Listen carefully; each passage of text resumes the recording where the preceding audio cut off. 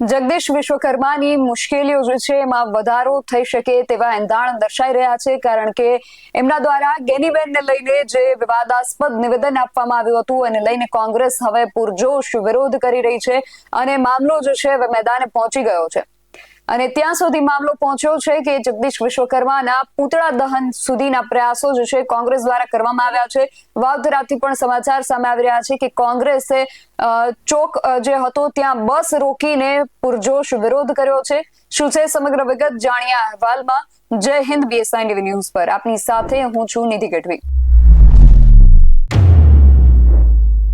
જગદીશ વિશ્વકર્માએ બનાસની બેન ગેનીબેન ઠાકોરને લઈને જે વિવાદાસ્પદ નિવેદન આપ્યું હતું તે જે નિવેદન છે અને એનો જે જ્વાળા જે ઉઠ્યો હતો એ હવે મોટી વિકરાળ આગનું સ્વરૂપ ધીમે ધીમે ધારણ કરતો જઈ રહ્યો છે, કારણ કે કોંગ્રેસની અંદર આ બાબતને લઈને પુરજોશ વિરોધના સૂર જે છે ફાટી નીકળ્યા છે.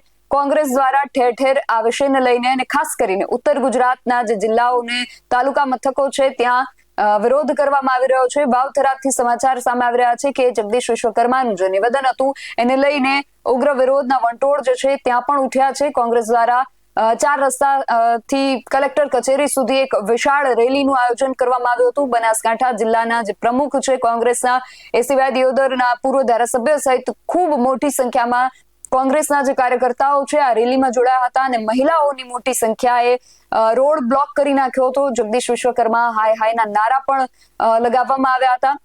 પૂતળા દહનનો પણ પ્રયાસ કરવામાં આવ્યો હતો. જો કે પૂતળું દહન એ લોકો કરે પહેલા પોલીસે એને કબજે લઈ પરિસ્થિતિને કાબુમાં લીધી હતી, પણ જગદીશ વિશ્વકર્મા હાય હાય અને નારીનું અપમાન નહીં ચાલે જેવા ગરજતા નારા સાથે આખા શહેરમાં તણાવપૂર્ણ માહોલ ઉભો થયો છે.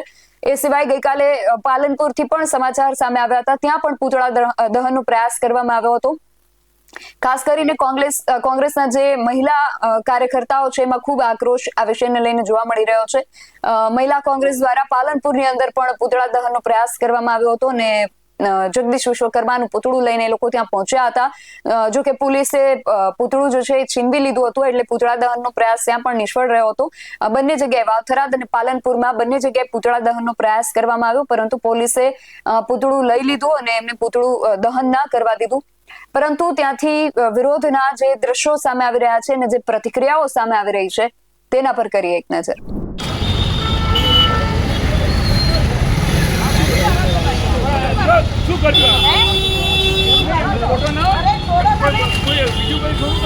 તમે એક ગેનીબેન આખી બનાસની ગુજરાતની મહિલાનું અપમાન હતા, ત્યાં તમે ક્યાં છો? ત્યાં તમે ક્યારે છો? એક મહિલાનું અપમાન કરીને ત્યાં તમે ક્યારે હતા? લાવો ભાઈ, લાવો એ લાવો. ચાલો પેલા જો આવી ગયો.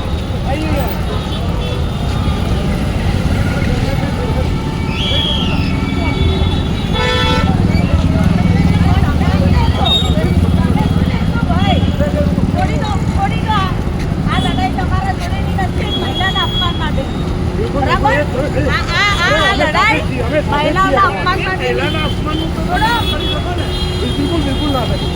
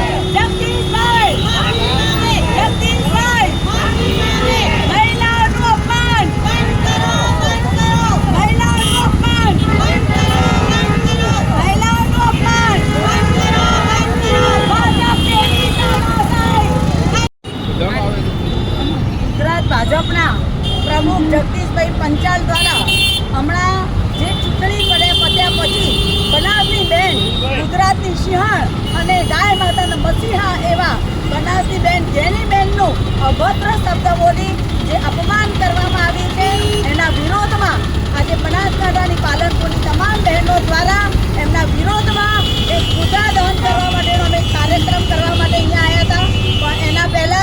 એ લોકોએ અહીંયાથી બધું પકડી લીધું છે. એના પરથી સાબિત થાય છે કે અત્યારની આ જે સરકાર ને જે પોલીસ તંત્ર છે એ ભાજપના હાથા છે. એ એમની નોકરી નથી, ભાજપના હાથા છે. ભાજપના કીધે જે કરે છે. અને અત્યારે અમે જે કાર્યક્રમ આવે છે, આગામી દિવસોની અંદર જો જગદીશભાઈ માફી નહીં માંગે તો હજી પણ મહિલાઓ દ્વારા ઉગ્ર આંદોલન કરવાની ફરજ પડશે.